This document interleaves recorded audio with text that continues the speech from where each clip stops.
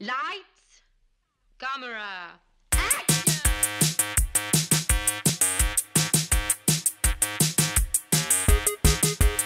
Aujourd'hui à l'émission, Sling Blade, Happiness et le cinéma de Quentin Tarantino. Bienvenue à On jase de film.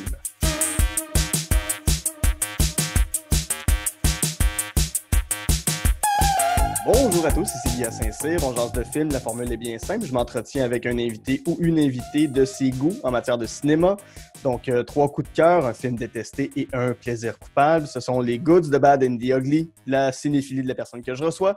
Et aujourd'hui, je suis vraiment content de recevoir une humoriste de grand talent. C'est une chroniqueuse, entre autres, à La soirée est encore jeune, gagnante de 2 prix Olivier, soit découverte de l'année et meilleure capsule ou sketch radio pour La soirée est encore jeune. C'est Maude Landry. Allô, Maude. Oh, merci. Allô, Guilla. Comment vas-tu? Super bien. Je suis full contente de faire ton podcast. Hey, je suis tellement content de te recevoir. Ça fait longtemps que je veux t'avoir sur l'émission. Puis Oui. enfin, on peut faire cet épisode-là. Je suis vraiment énervé. Moi aussi? Ben oui. Tu sais, je perds mes mots. Je suis tellement content. Je perds mes mots, tabarouette. C'est le fun de parler de films. Vraiment. C'est ça, comme j'ai dit en intro, on peut t'entendre à La soirée est encore jeune. On t'a vu à Info Sexe et Mensonges à la télé. T'as aussi inventé des paroles de chansons que t'as mis sur des thèmes musicaux. J'adorais quand tu fais ça. Je sais pas si tu vas en refaire d'autres, mais mon Dieu que c'était fun! Ah, merci. J'ai vraiment du fun à le faire. Oui, je pense qu'on peut retrouver. Tu avais fait Jurassic Park, Forrest Gump, Ouais. Back to the Future, entre autres. C'était vraiment un bel exercice. Là. C'était hyper ludique. Avant qu'on entre dans ta liste, quel film tu regardais quand tu étais petite? C'était quoi ta porte d'entrée vers le cinéma? Il y en a plusieurs, mais Capitaine Crochet, évidemment. Tu sais, on s'en a déjà parlé dans un autre podcast. Dans un autre podcast. Oui. Sinon, Frangali, je sais pas si ça te dit de quoi. Oui! C'était une fille dans un univers de forêt. J'aimais full ça. Mon Disney à moi, c'était le livre de la jungle. Ouais. Mowgli, j'aimais beaucoup Les la musiques jungle. sont bonnes dans les Livre de la jungle, ça n'a pas de sens. Ouais. Mais hein, ça, c'était bon. Ouais. Sinon, moi, c'est drôle, mon frère puis moi, on a trouvé, mes parents enregistraient des films sur cassette. Mm-hmm. Puis à l'âge de 8 ans, j'ai écouté Orange Mécanique. Parce qu'on a trouvé en cassette. On s'est assis devant la TV, là, ça commence avec une scène de viol, puis on a écouté ça. Ça m'a traumatisé à vie. Par après, j'ai aimé le film. Puis ouais. tout, là, mais c'est un des premiers films que j'ai écouté à 8 ans. Ouais. C'est le fun de tomber par accident sur des films que tu n'étais pas censé voir. Puis le titre n'est pas Orange Mécanique. Oui, c'est ça. Tu fais, bon, regarde ça, puis je sais pas moi, le chien bleu ou je sais pas quel. Le chien andalou. Le chien. Oh, bon! Tu fais couper un œil, c'est dégueulasse. Ben oui, bonjour les enfants. Puis, t'as étudié au cégep en cinéma. Ouais. Quel film te faisait triper quand tu étais au cinéma? Quel film t'ont amené à faire « Ah oui, moi, c'est vers ça que je veux m'en aller ». Le premier, ça a été Pulp Fiction, qui est On très pourra culte revenir en tantôt, plus. ouais. Oui, ça a été Pulp Fiction. C'était tellement un nouveau genre de cinéma. C'est là que j'ai fait OK, on peut faire autre chose, Ouais. on peut s'amuser avec le style. Puis c'est vraiment dans le désordre, les scènes. Là, il y a comme, à ce moment-là, je trouvais que le cinéma avait été réinventé. Ouais. Génial. On va rentrer dans ta liste justement avec Sling Blade. C'est un film de 1996 réalisé par Billy Bob Thornton. C'est son premier film qu'il a réalisé. Donc, ça le met en vedette aussi John Ritter et G.T. Walsh. Personnellement, je ne l'ai pas vu, ce film-là. Tu m'as appris que ça existait même. J'ai vu la bande-annonce puis j'ai été accroché, mais ça raconte quoi? C'est l'histoire de Carl, un gars avec une déficience mentale, mais il n'est pas dépeint comme un débile léger tout croche. Là. Il est très renfermé, je dirais que c'est une forme d'autisme. Et puis, lui, il a eu une enfance tellement tough, tellement difficile que il a fait un meurtre, double meurtre à l'âge de genre 12 ans, si je me souviens bien. Puis, ça raconte un peu son histoire. Il a passé 20 ans dans un asile psychiatrique au lieu d'être en prison, vu que c'était de la démence mentale. Puis là, il en ressort. Il y a un petit gars qui devient son ami, qui croise dans la rue, qui l'accueille chez eux. Mais le petit gars aussi a une enfance difficile. Il a un beau-père vraiment violent. Et puis, c'est une histoire très, très, très touchante. Mhm. J'ai vraiment aimé ça. C'est peut-être, tu sais, des fois, tu écoutes un film ou une toune, puis t'en gardes un souvenir qui est Ouais. associé à que ça t'a marqué. Ça veut pas dire que ça va vous marquer si vous l'écoutez. Tu sais, peut-être, moi, c'était à ce moment-là de ma vie, Ouais. ça m'a marqué. Mais je trouve ça vraiment touchant puis beau comme film. Puis Billy Bob Thornton, en plus, il a écrit le film, il a écrit Ouais. l'histoire. Le scénario est insane. J'ai adoré Mhm. ça. Puis t'as vu ça à quel âge, ce film-là? C'est rentré à quel moment dans ta vie? Je dirais, ouais, ça aussi, c'était avant d'aller en cinéma. J'ai écouté ça. J'ai trouvé la cassette. La première fois que je l'ai écouté, c'était en français. Puis Hmm. j'en ai usé la cassette. Là, je l'ai réécouté en anglais plus tard parce que je préfère les bandes Ouais. originales. Mais ça devait être 16 ans, peut-être. OK. Ouais, 16 Puis ans. qu'est-ce que tu dirais, justement, tu sais, tu parles que ça t'a marqué, tu sais, c'était le bon moment pour que tu le vois, mais c'est quoi les éléments dans ce film-là qui font que ça te touche autant? Je dirais le rapport avec les gens avec une déficience mentale. Hmm. Moi, une de mes premières amies en maternelle, elle s'appelait Chloé Gervais-Robert. Elle était trisomique. Hmm. Trisomie 21, puis c'était une de mes meilleures amies, puis elle me jugeait pas. Tu sais, on dirait que j'avais un attachement pour les personnes avec une déficience parce qu'ils sont tellement honnêtes puis vrais. Tu sais, ils sont pas superficiels, donc ils vont pas te juger parce que t'as des Ouais. pantalons pas cool comme tout le monde. J'étais très proche de cet enfant-là. Et puis dans le film, ben, l'enfant qui rencontre le personnage de Billy Bob Thornton, il est pas handicapé, lui. Puis Hmm. il s'est beaucoup reconnu en lui à travers ses souffrances, son enfance difficile. Puis je trouve que le film est très... il y a beaucoup de subtilité. J'aime pas ça quand il garoche trop d'affaires d'en face. Le film est lent. Il y a des longues pauses où tu as le temps de réfléchir à la dernière scène marquante que tu viens de voir. Ouais. Tu sais, c'est le genre de film que j'aime. Ouais. Puis quand je lisais sur ce film-là, je suis tombé sur une anecdote où le réalisateur Billy Wilder avait dit à Billy Bob Thornton, t'es pas assez beau pour être dans un film. Ouais, Fait que si puis tu on veux l'a être dans dit. un film, faut que tu en fasses un. Oui. Puis il faut que tu l'écrives, puis il faut que tu le réalises, puis que tu te mettes toi-même en vedette. Puis je trouve que, en tout cas, ça prend un certain culot pour dire à Oui, quelqu'un t'es pas assez beau, puis Billy Bob Thornton est devenu un mais sex en. symbole dans les années 80-90. Mais Oui. quand tu regardes la bande-annonce, il se ressemble pas du tout. Ça Non, n'a pas de c'est sens. ça. Ironiquement, il est super laid dans le film. Oui, oui. Puis il y a une espèce de voix qui est pas la voix de Billy Bob Thornton non plus, une espèce de Ouais. grosse voix caverneuse. Ouais. Du nez un peu, là, il parle comme ça. Tu sais, il est Ouais, ouais, ouais. vraiment... ouais. Puis je me suis rappelé d'une entrevue que tu avais fait, je sais plus c'était où, c'était avec qui, mais que quand toi, tu as annoncé à tes proches que tu voulais devenir humoriste, ils ont fait Hein? Ils ont comme Ouais. été surpris. Ben, de un, je veux savoir, puis c'est mon lien avec l'histoire de Sling Blade, mais pourquoi les gens étaient surpris, puis pourquoi ça. Puis c'est quoi le déclic qui t'a fait dire moi, je veux m'en aller vers ça, vers l'humour? Je pense que j'ai toujours voulu faire ça. Puis moi, j'avais 2 frères qui me faisaient beaucoup rire. Puis je Mhm. voulais tellement les faire rire. Mes frères, c'était ma manière de me faire accepter par mes frères puis leurs amis. C'était de les faire rire. Donc, je me souviens, à 8 ans, j'ai pilé Saint-Râteau devant mes frères pour les faire rire. Perdu Ah, ouais. connaissance, saigné du nez, cassé le nez, ben raide, mais ça valait la peine. Ils ont ri. Tu sais, Ok, puis bon. je faisais tout pour les faire rire, mais mettons, socialement, avec les autres amis, j'étais plus comme dans ma petite cachette, je faisais mes affaires, mais je consommais beaucoup d'humour. Donc, c'est pour ça que j'imagine le monde ne l'a pas remarqué parce que j'écoutais plus d'humour que j'en faisais à l'époque. J'écrivais beaucoup, mais je ne montrais jamais mes textes aux autres. Tu sais. Ouais. Puis quand t'es. Je parle de toi en tant qu'humoriste, mais beaucoup d'humoristes, un peu. Tu sais, souvent, on va dire Ah, c'était les gens qui étaient drôles dans leur classe, mais il y en a beaucoup, c'était la personne dans le fond de la classe qui parlait pas, puis qui accumulait les gags dans sa tête, puis qui disait oh, Exact. j'aurais pu répondre ça, mais il y a l'espèce de timidité. T'étais plus ce genre de personne-là, ce que j'en comprends. Exactement, oui, j'étais la petite bolle là, je faisais mes devoirs en classe pendant qu'il expliquait le devoir. Là. J'aimais vraiment l'école. J'étais un peu, tu sais, une grosse nerd, le rat de bibliothèque. Ouais. Je parlais pas beaucoup. C'est au secondaire que j'ai commencé à devenir un peu plus funny parce que l'impro est arrivé, donc je Oui. me permettais. C'était comme rendu cool d'être drôle.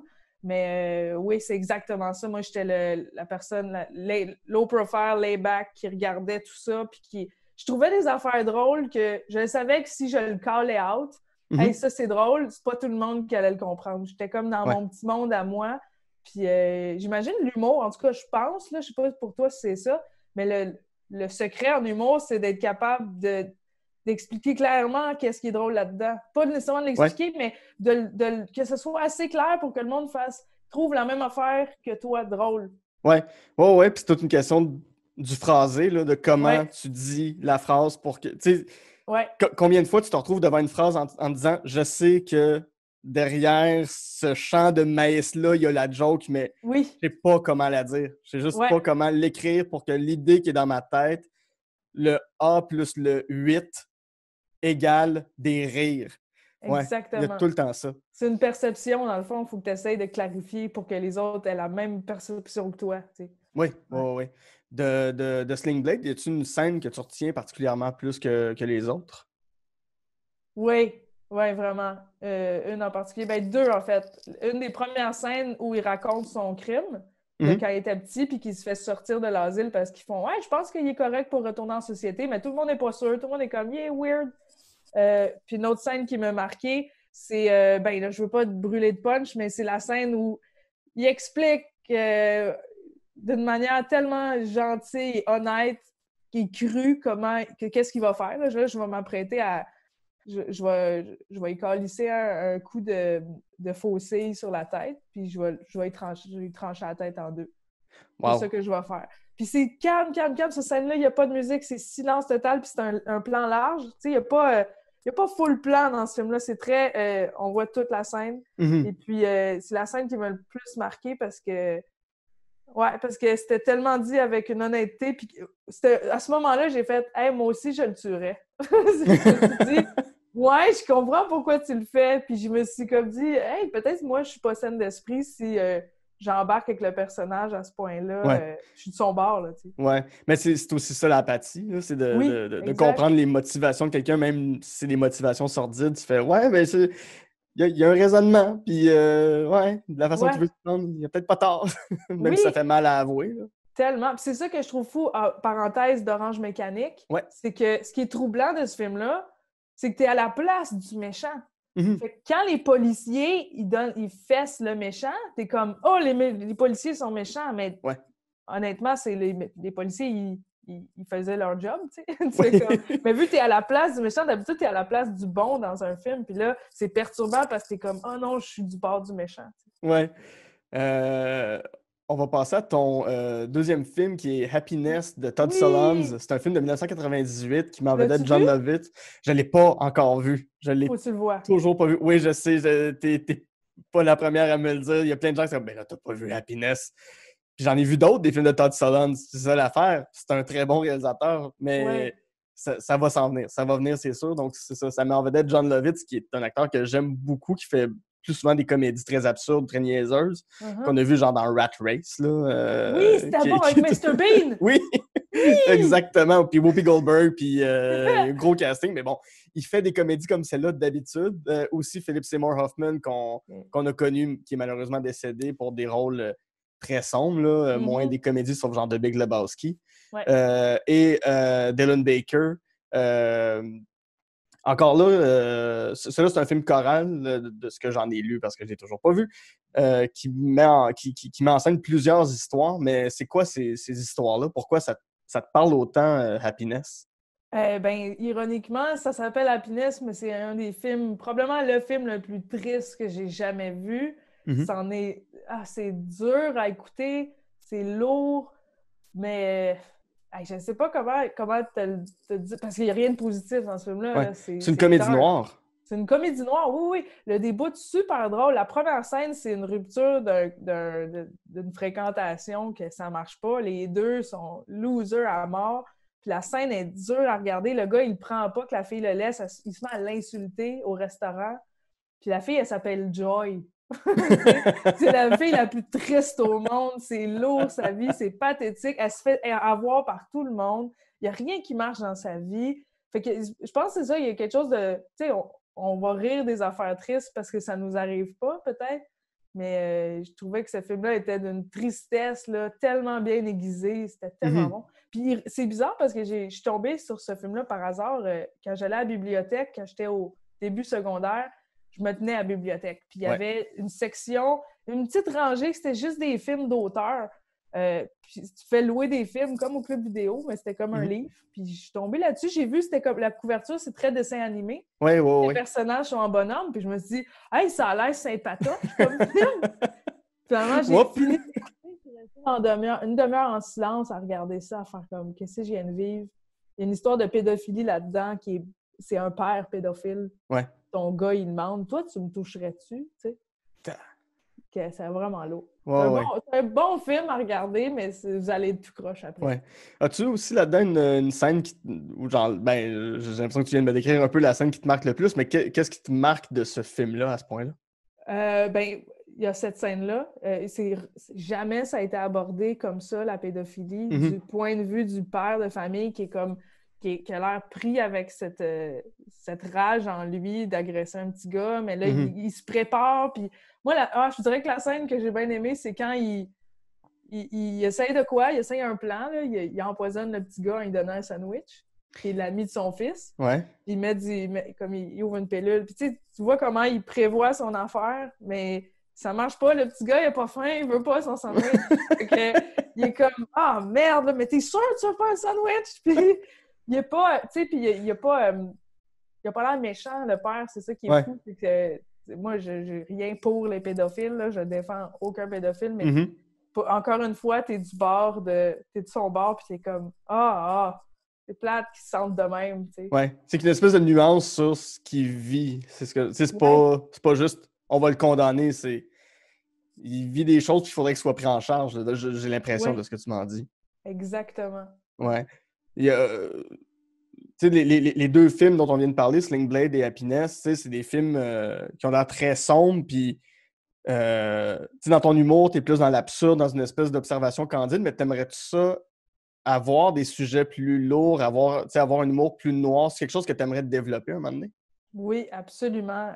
Parler de santé mentale, ben, j'ai toujours voulu parler de suicide. Parce que j'ai déjà vécu, là, je l'ai pas vécu, je suis comme pas guérie, là, mais j'ai une noirceur en moi depuis que je suis petite. J'ai déjà eu l'idée de suicide, puis je pense que c'est très tabou. Puis dès qu'on en parle, il y a du monde, tous ceux qui n'ont pas déjà pensé au suicide font comme « Ah non, je veux pas en entendre parler. Ouais. » Puis tu as l'impression de vouloir les tuer en disant ça, mais c'est quelque chose de très humain, là. Les humains, on est les seuls à penser mourir des fois, puis c'est super dark, mais il y a de quoi de drôle dans des choses tellement dark que c'en est drôle. Je sais pas pourquoi, là.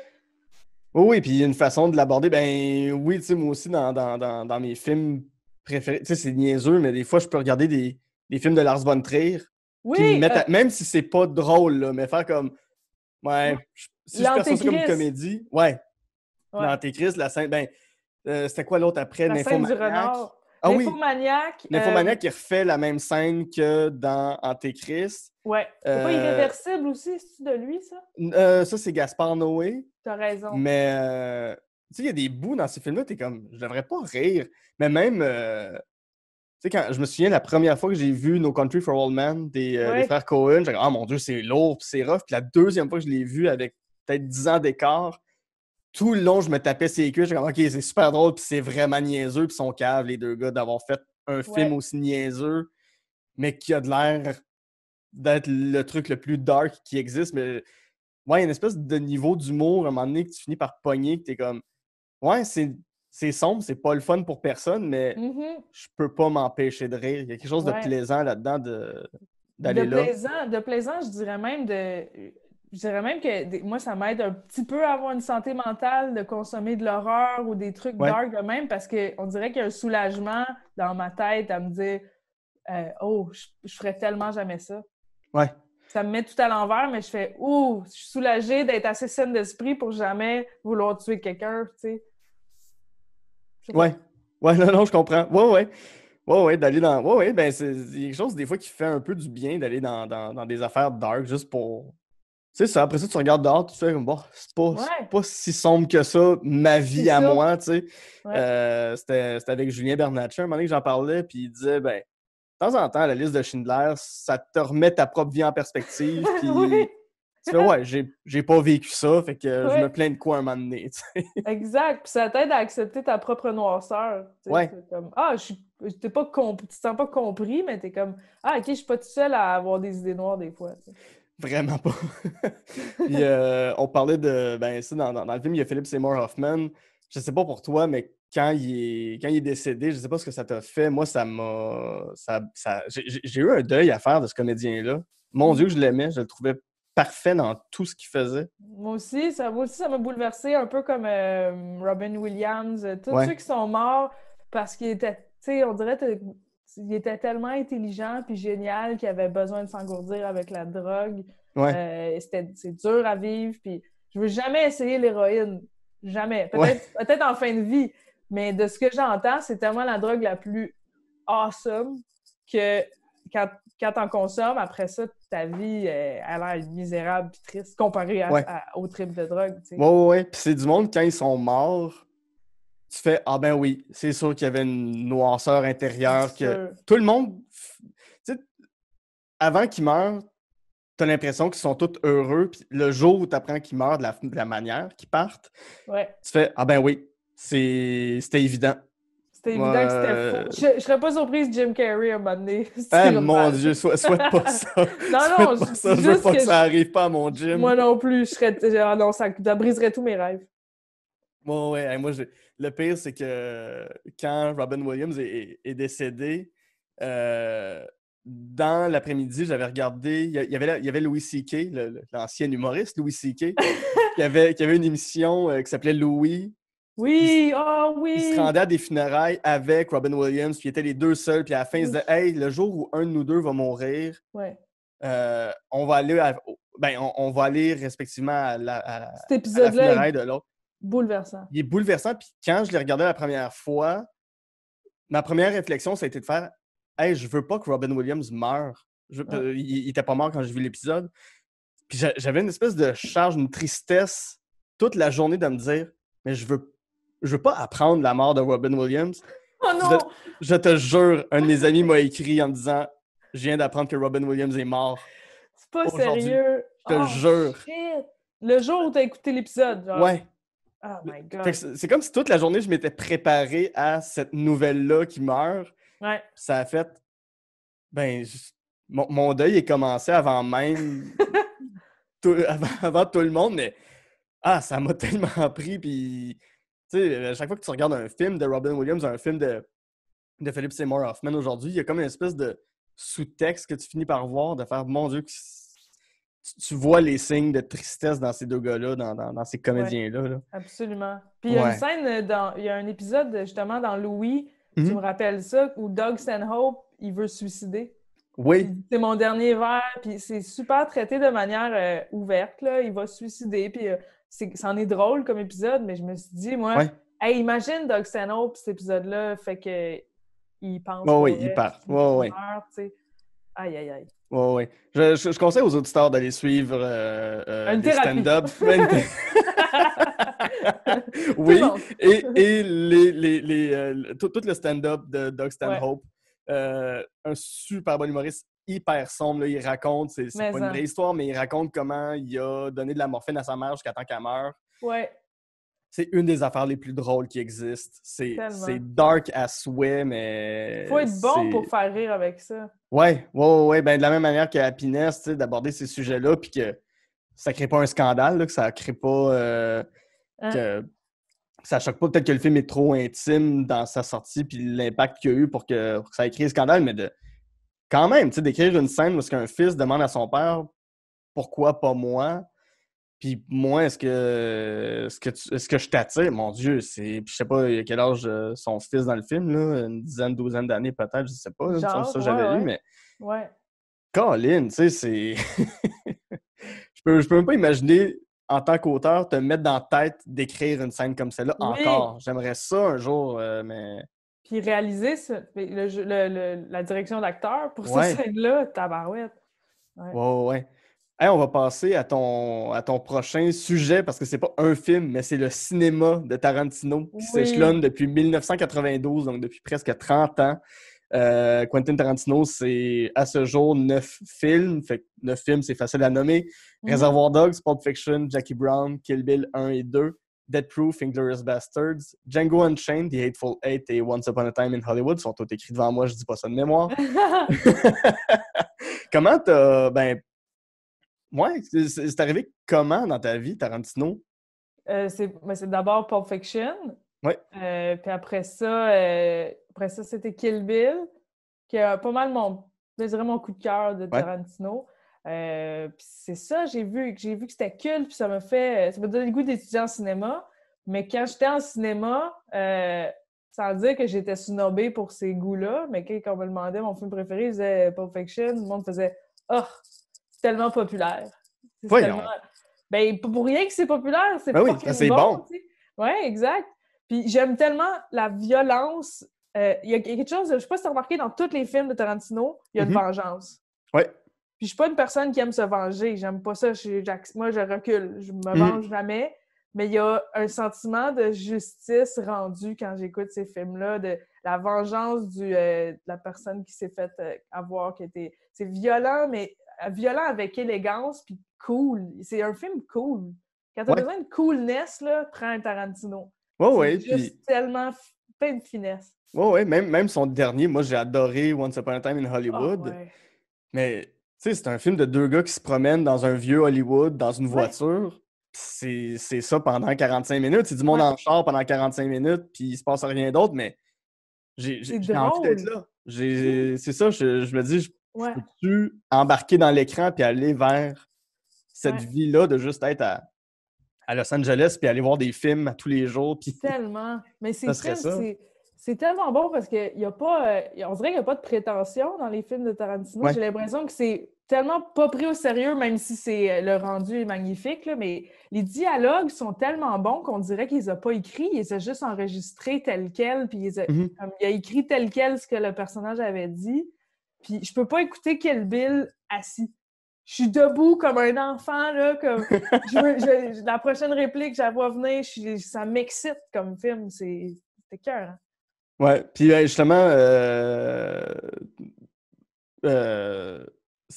mais ça, tu as vu Pulp Fiction, mais t'avais quel âge quand t'as vu ce film-là?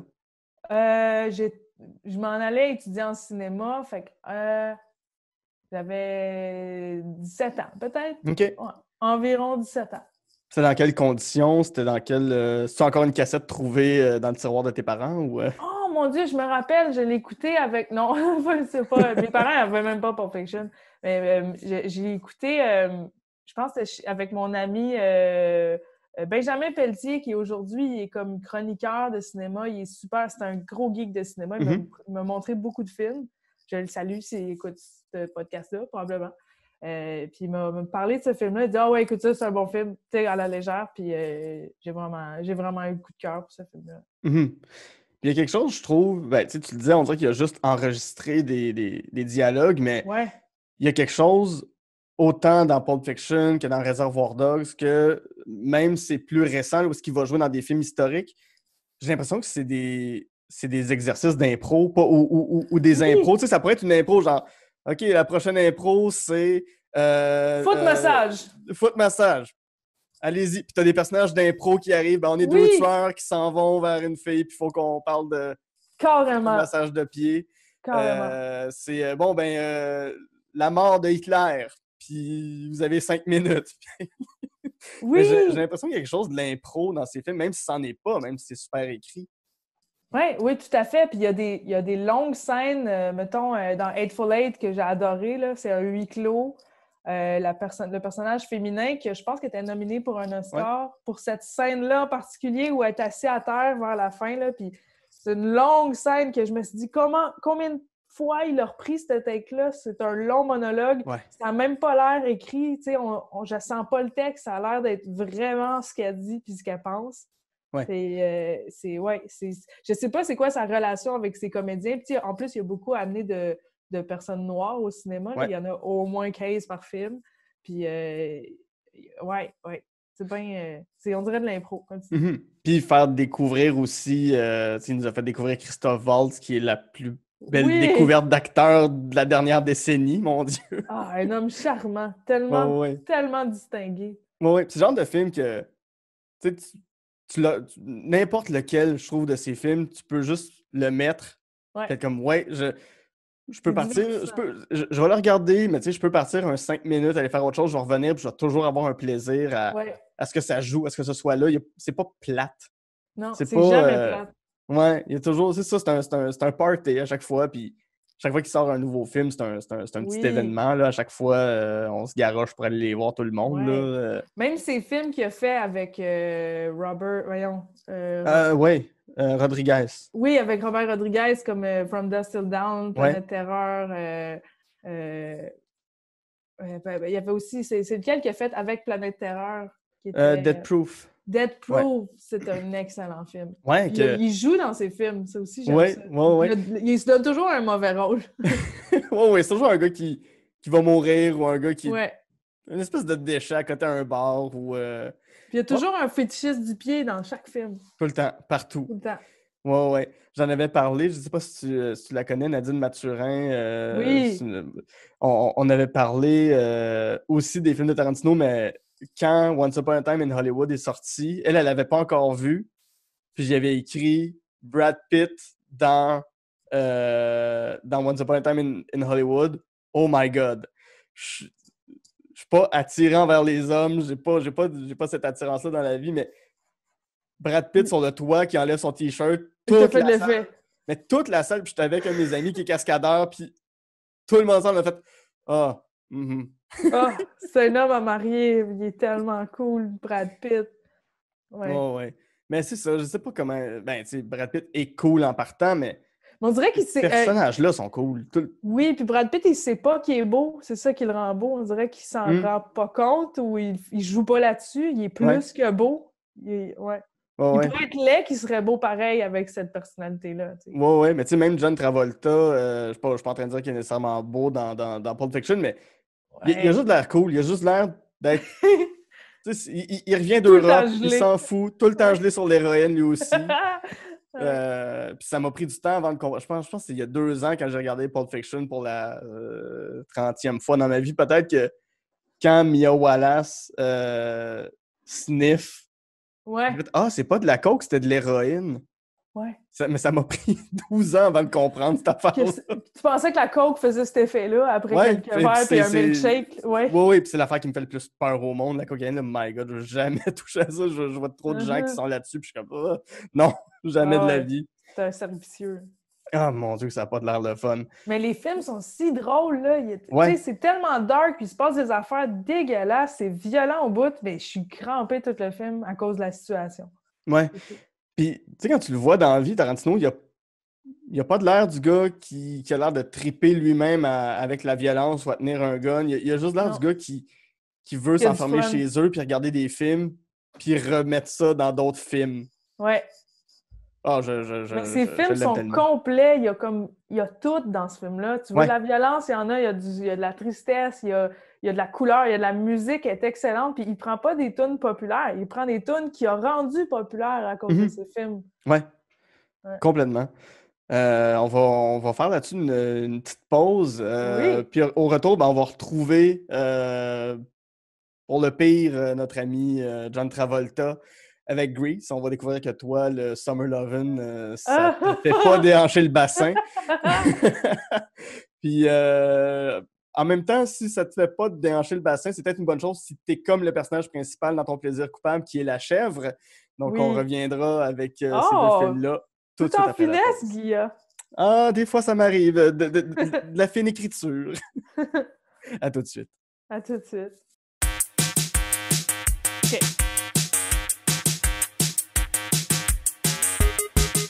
J'adore enregistrer On jase de films. Ça me permet de partager avec vous ma passion première qui est le cinéma et avec des invités formidables. Et si jamais vous avez des commentaires, si vous avez des critiques, des choses qu'on pourrait améliorer, des gens que vous voulez que je reçoive à l'émission, écrivez-moi sur Facebook, On jase de films, Instagram, @onjasdefilm. Venez me parler, faites-moi vos listes, vos 3 coups de cœur, les films que vous détestez, les films qui sont des plaisirs coupants pour vous. Je vais vraiment avoir un plaisir fou à vous lire. Sur ce, je retourne avec mon invité pour Jaser de film. De retour à On jase de film avec ma super invitée, Maude Landry, avec qui, jusqu'à maintenant, on a parlé des films Sling Blade, Happiness et du cinéma de Tarantino. Fait que c'est ça, restons avec notre ami... voyons, je perds son nom. Comment? Ah, OK, j'ai Maude. Non. Voyons, avec John Travolta. Restons avec notre ami John Travolta.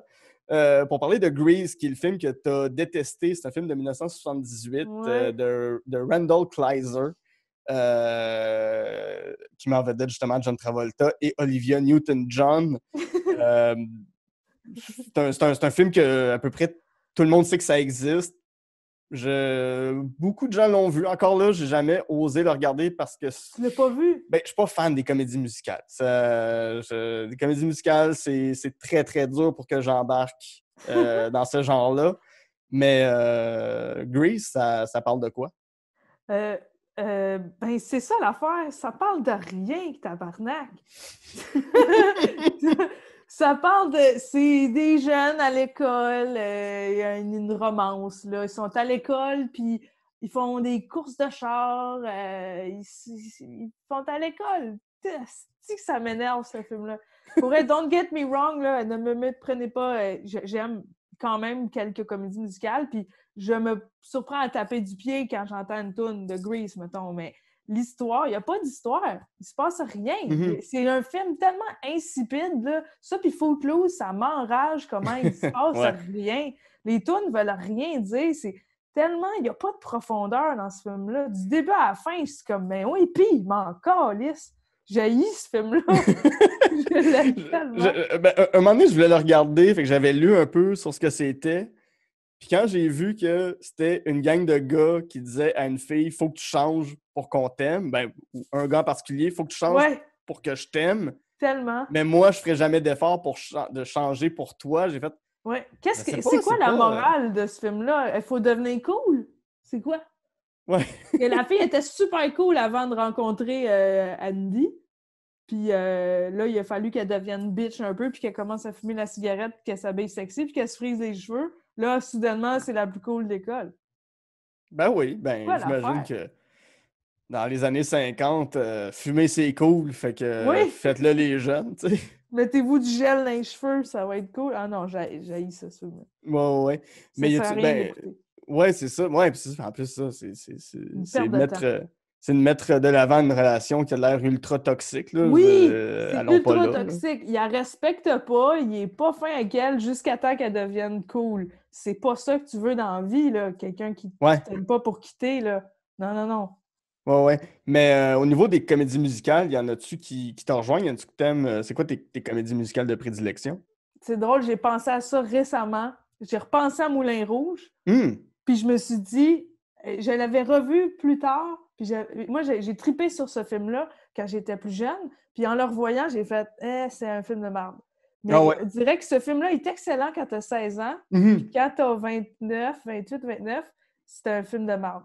Ouais, je me souviens à l'époque, je sais même pas pourquoi, parce que c'est pas quelque chose qui me fait tant tripper, mais je connaissais tout le medley musical là, qui chante avec I Was Made for Loving You. Moi aussi. Je connaissais tout ce passage-là par cœur, puis à un moment donné, quelqu'un l'a joué dans un party, puis j'étais comme, je le connais, je peux le faire. Ouais. Ça a pris 3 tunes, j'ai fait, non, on va arrêter cet exercice-là, là, ça se passera pas finalement. Non. Puis Ewan McGregor, j'ai réalisé, il fausse un petit peu. C'est pas un chanteur. Ah ouais? Ouais. Ah. C'est pas si bon que ça. Mais qu'est-ce que j'ai aimé comme comédie musicale? Toi, t'en as-tu aimé? C'est une bonne question. Book of Mormon, l'as-tu vu? Je l'ai pas vu. Non, je l'ai pas vu. Mais c'est ça, j'aimerais le voir parce que juste écouter les tunes comme ça me dit rien. Tu sais, juste les chansons, ça prend le contexte visuel là, pour... Notre-Dame de Paris, je connaissais ça par cœur. Ah, le dessin animé? Ouais. Non, la version... Oui, avec Garou. Ouais, ça, j'aimais ça. Mais j'ai toujours un amour pour... même Les Misérables. Oh, Misérables, c'est bon! Les deux versions, la version française, la version anglaise. La toune de Gavroche, là, je l'aimais bien beaucoup. Ah oui, c'est quoi c'est La faute à Voltaire. Ouais, Si je sens- ouais, ouais. ça me vient pas, mais C'est la faute à Rousseau si je fais un petit oiseau. Ouais, ouais. Ah oui, mon Dieu. Puis elle n'est oui. pas dans la version anglaise, je pense. Bon, on dirait que j'aime les comédies romantiques quand c'est vraiment tragique. Ouais. Quand c'est dark. Elle n'est pas dans la version française, hein? C'est quoi déjà la fille? Ouais, ouais. Ben, c'est ça, la chanson de Gavroche n'est pas dans la version anglaise, je crois. Je pense qu'ils l'ont. T'as- Ou sinon, elle n'est pas dans le film, en tout cas. T'as-tu vu le dernier film? Je l'avais vu à TV. Le plus récent avec Anna Tawai. Ouais, ouais, ouais, je l'ai vu au cinéma avec mon père. T'as-tu aimé ça? Oui, oui, oui, oui, oui, oui, c'était venu me chercher. Il y a des bouts qui sont venus À me chercher, vous! mais parce que c'est l'histoire des Misérables. Il y a quelque chose que. C'est triste au bout. C'est Ah, ouais, misérable. ouais, ouais, ouais, mais c'est tellement. C'est ça, tu sais, c'est l'histoire de Jean Valjean. Puis tout le monde Ouais, voudrait être un Jean Valjean pour aller soulever ouais, une charrette, puis sauver du monde, puis ouais. prendre Fantine sous son aile, faire comme, oh, oui, je vais t'aider. Ah, mon Dieu, Jean Valjean, t'es. Ouais, ouais. Ouais. C'est mon année. Fin. Ouais, ça, c'est mon début des années 1800 boyfriend. Là. J'adore ce Ce personnage-là. boyfriend-là. Ben, est-ce que tu as lu Les Misérables? Moi, je ne l'ai pas lu de Victor Hugo, mais je pense que ce serait une belle chose à faire. Ouais, je l'ai ici. Je Ah l'ai ouais? souvent commencé. Ah J'ai ouais? jamais fini. Mais tu sais, c'est 3 tomes qui font toutes 500 pages. Ouais, c'est long. Ouais, ouais, ça a l'air d'une lecture ardue, là, mais c'est ça. Je me rends jusqu'au bout parce que c'est pas dans le film, c'est à peu près jamais dans les films, mais je me rends jusqu'au bout où Jean Valjean se fait donner des ustensiles puis de la coutellerie par un curé parce que le curé le prend pitié puis dit oui, tu peux partir avec ça. Fait que ça permet de payer une caution pour pas qu'il se fasse arrêter. C'est à peu près 200, ben non, pas 200, mais c'est à peu près une centaine de pages. C'est juste ça. C'est Je juste viens de ça. te résumer, c'est juste ça, Ah! mais il y a toute la profondeur, puis il y a tout Hey, ça vient de comprendre me pourquoi Jean rappeler, Valjean. j'avais un prof au secondaire qui s'appelait Monsieur Valjean, puis tout le monde l'appelait Monsieur Vagin. Tu sais, là, je repense, c'est pas fin. Mais non. Monsieur Vagin, mais on faisait exprès de mal le dire. On faisait Monsieur Vagin, une question. Oh, pauvre Monsieur Valjean. Ben oui, Monsieur Vagin, pauvre lui. Par contre, c'est sûr que si, parce que tout existe, s'il y a une version parodie pornographique des Misérables, Jean Valjean s'appelle Jean Valjean. Vagin, ouais. C'est Puis sûr. Madame Pouniche, quelque chose de même. Ben oui. Tu voulais qu'on parle aussi d'un autre film que t'aimes pas. Je sais pas si c'est le film Oui, de la franchise, mais c'est Shrek. oui. Ben, Qui- j'hésitais vraiment, c'est égal avec Grease. Là. Ouais, ouais. Mais qui devait être le film populaire quand tu étais jeune. On a à peu près le même âge. Fait que Oui. c'était en 2000-2001, Shrek, c'était partout. Oui, c'était partout. Puis moi, j'étais en tabarnak parce que Shrek est pas gentil. C'est le personnage désagréable que... Comment ça, tout le monde veut être son ami? Ben, moi, si j'étais les autres, si j'étais l'âne, là, je ferais... Laisse faire. Tu veux pas être mon ami, tu veux pas avoir de fun, on essaye tous de t'aider, puis tu veux rester dans ta cabane puis chialer, ben reste là. Je le trouve vraiment... C'est un monstre, Shrek. Pourquoi c'est un personnage le fun? Moi, j'aurais fait un film sur l'âne, où les autres bonhommes, ils sont le fun au bout, mais lui, pour de vrai, on dirait que c'est le contre-exemple de quelqu'un de le fun. C'est zéro le fun. Mais c'est peut-être parce que les gens qu'on voit de sa swamp, justement, peut-être que les gens, ben, tu sais, ils finissent tous par aboutir dans sa swamp, puis ils ont l'air d'avoir du fun d'être dans sa swamp. Ouais, mais le swamp, c'est dégueulasse. C'est pas... Ouais, mais ça a l'air de la meilleure place où ils peuvent se tenir. Moi je pense que, secrètement, ce film-là, c'est une intervention que tout le monde s'est concerté pour dire « Là, Shrek, faut voir qu'on y parle. » Puis là, ils ont désigné l'âne, puis ils ont dit « Regarde, là, pars en aventure avec, nous autres, on va squatter la swamp. » Ouais. Puis ils m'ont dit qu'il peut être une bonne personne, puis aller sauver Fiona, puis... Probablement que c'est ça. Ils se sont trouvés une excuse, mais je pense que c'est une intervention, Shrek. Ouais. Envers le méchant il thug de la forêt. Oui, puis ils l'aiment pas sincèrement, j'imagine. Non. Justement, comme tu dis, ils veulent sa swamp, mais pour ça, il faut qu'ils réussissent à avoir sa sympathie. Mais ils n'aiment personne, au fond, tu sais. C'est plein d'hypocrisie, ce film-là. Ouais, moi, je veux voir la vie de Lord Farquaad. Oui, le Ouais, roi, là, ouais. super imbu de lui-même. Là, Ouais, le petit roi, là. Ouais. Hein, c'est Ouais, drôle ça, parce que j'aimerais tu as ça un petit voir peu ça. ses cheveux. Tu pourrais jouer le bonhomme en vrai. Ben, ça va s'en venir. Ben oui, puis je suis pas très grand, fait que ça va Hey, s'en venir. mais avec Charles Beauchesne, on a découvert qu'il y avait sur YouTube, c'est-tu sur YouTube ou sur Netflix? On va vérifier, mais il y a une comédie musicale de Shrek en vrai, avec des bonhommes, Wesh. des vrais humains déguisés. C'est horrible! Wesh. C'est mauvais, mauvais, mauvais. Là. C'est vraiment pas bon. Ça doit. Ah non, puis les. Oh. Je peux juste imaginer que c'est une entreprise commerciale avec les pires chansons du monde. Oui, oui. Ça doit pas être. Ah, Les ça doit pires pas être des bonnes costumes. chansons, là. Mais pire Ah. chanson, pire costume. Je veux même pas voir comment ils ont fait l'âne. Ça doit pas être beau comme le musical du Roi Lion, là. Il faut qu'on trouve une photo, tu mettras dans le Je visuel. la mettrai. Du podcast. Oui, définitivement. Je prends ça en note. Shrek en vrai, c'est le pire affaire. Tu veux une torture là, japonaise? Fais-moi, assis-moi d'une salle, fais-moi voir ça. Toute la série des Shrek. Ouais. 1 à 8, 12, je sais pas, ils en ont fait combien des Shrek, mais. Trop. Arrêtez, là. C'est là, un moment donné, quand c'est rendu le chat poté qui était partout, là. Ouais. Vous avez touché le fond au deuxième film, là. Ouais, c'est pas bon. Ouais. Par contre, ton plaisir coupable, c'est La Chèvre de Francis Weber, qui a réalisé un des meilleurs films de tous les temps, qui est Le Dîner de con. Oui. La Chèvre, donc, c'est de 1981, qui met en vedette Pierre Richard et Gérard Depardieu. Ouais. Ça raconte quoi, La Chèvre? OK, ça raconte l'histoire d'un gars qui est très, non seulement maladroit et naïf, mais très, très, très malchanceux. Il est tellement malchanceux, il arrive toujours la pire affaire. Il pogne toujours le panier qui est défectueux à l'épicerie. Tout le temps, c'est pas chanceux. Puis là, il y a un PDG d'une compagnie que sa fille a disparu. Elle a été kidnappée dans un pays dans le sud, au Mexique, je pense. Puis c'est ça. Puis là, il essaie de la retrouver. Elle a été kidnappée, elle a disparu. Mais elle aussi, elle est super malchanceuse, comme le personnage de Pierre Richard. Fait qu'il y a un gars de la compagnie qui a une idée. Il se dit, je vais matcher le détective, qui est Gérard Depardieu, quand il était mince et beau. Oui. Avec le gars malchanceux. Puis là, ils se sont dit, il va tellement avoir les mêmes péripéties de malchance, comme la malchance va donner une chance, que ça va mener à retrouver la fille. Ouais. Puis je brûlerai pas de punch, mais tout se passe comme prévu. Comme prévu. Mettons. Puis ce film-là, mettons, moi j'ai beaucoup entendu parler du Dîner de con, puis c'est très très drôle comme film, puis vu que c'est le même réalisateur, c'est un autre film très très drôle à écouter. Ça a bien et mal vieilli, mais c'est une comédie, la musique est bonne, c'est tellement nono comme film. Pierre Richard est charmant là-dedans. Ah, il est vraiment le fun à regarder. Moi, j'aime beaucoup le moment où est-ce qu'il rentre dans une salle de conférence. Oui! Puis le millionnaire a déboîté une des chaises, puis il a fait, on va voir si c'est l'homme le plus malchanceux du monde. Il y a genre 50 chaises dans la pièce. Assieds-toi! S'il est malchanceux, il va choisir la chaise qui est pas là. Puis tu vois qu'il en regarde une coupe avant. Ouais, j'aime tant qu'il s'assoit, puis évidemment, c'est la chaise qui est pétée. Là. Puis c'est tellement une bonne cascade, comment il tombe, là, ça fait juste crac-crac. Ça n'a pas l'air à faire mal, mais ça a l'air d'être humiliant comme chute. Ouais. Ben, on dirait, là, Pierre Richard, c'est un pantin. Il peut faire toutes sortes de cascades, puis comme tu dis, il n'a pas l'air de se faire mal. On dirait que c'est juste naturellement tombé comme un clown. Ouais, ça. Un pantin.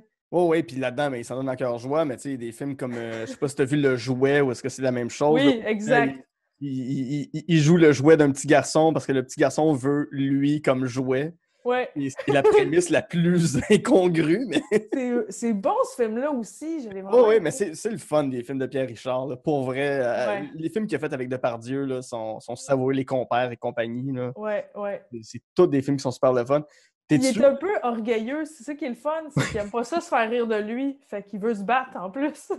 Oui. C'est parfait. Oui, il y a une phrase de Pierre Richard que je sors souvent, justement, c'est dans le film Les Compères, où est-ce qu'il fait un prof d'école, mais tu sais, le genre de prof, un peu comme Jean Valjean, là, qui fait rire de lui par les étudiants. Puis à chaque fois qu'il fait rire de lui par du monde, il fait juste dire ça, c'est le chahut. Ça, c'est le chahut. C'est le chahut.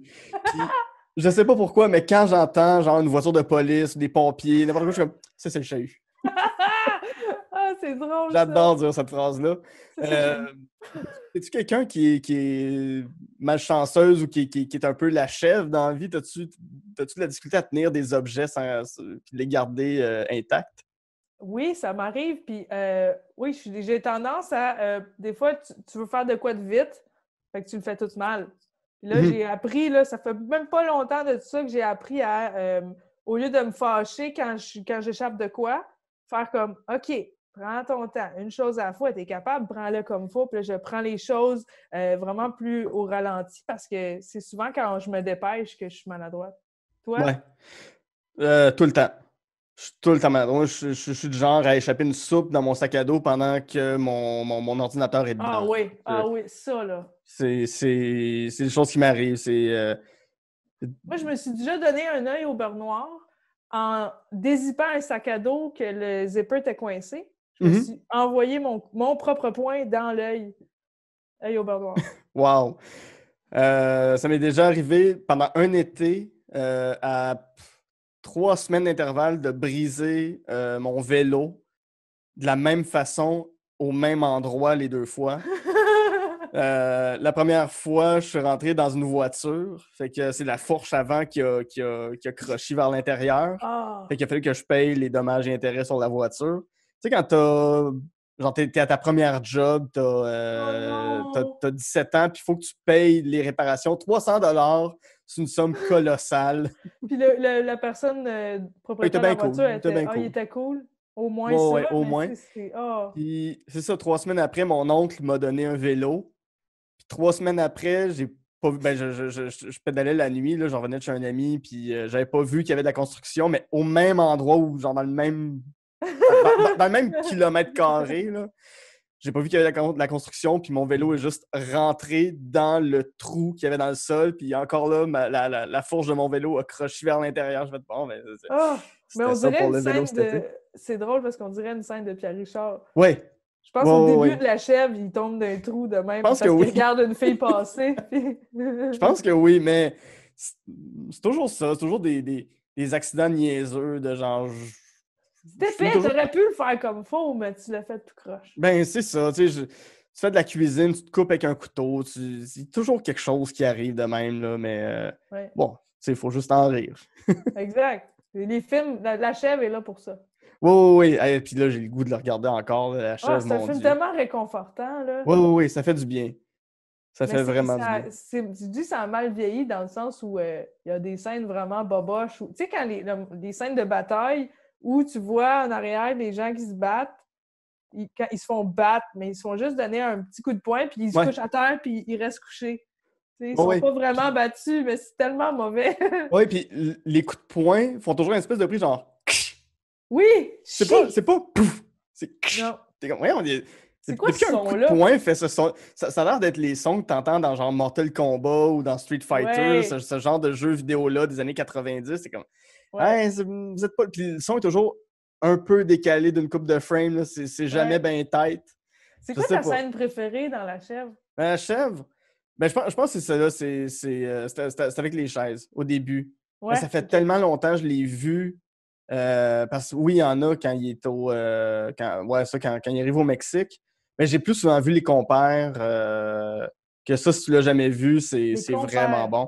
Ouais, c'est une femme que c'est toujours un peu les mêmes prémices dans les films de Francis Weber de cette époque-là. C'est une femme que son fils fait une fugue, puis elle fait croire à 2 gars, Gérard Depardieu et Pierre Richard, que chacun est le père de l'enfant, alors que c'est tout à fait faux. Le père du garçon est marié avec depuis toujours, mais elle leur fait croire il y a 18 ans, on a eu une relation, les deux ensemble, puis t'es le père du garçon, blablabla.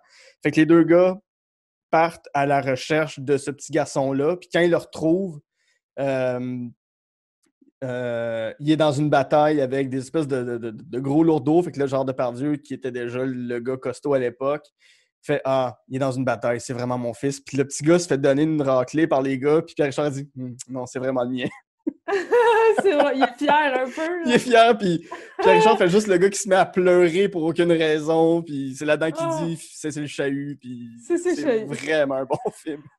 J'aime tellement Pierre Richard. Moi aussi, je pense que je vais le revoir. Ouais. Ben, là-dessus, allons respectivement regarder des films. C'était vraiment cool de te recevoir sur l'émission. Pour vrai, merci, je suis vraiment heureux. D'ici là, si les gens veulent te suivre sur les réseaux sociaux, veulent suivre ta carrière, où est-ce qu'ils vont ou comment est-ce qu'ils peuvent te suivre? Ben là, j'ai besoin de plus de followers sur Instagram. Excuse, c'était-tu moi, ça? Pardon.